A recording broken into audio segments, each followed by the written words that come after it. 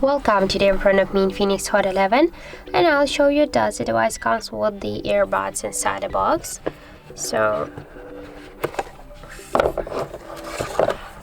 we got here the protective case, the USB-C cable, the charger brick, and unfortunately we have no here any earbuds, and you should buy it separately somewhere in the shop if you wanna use it on your with your Infinix Hot 11.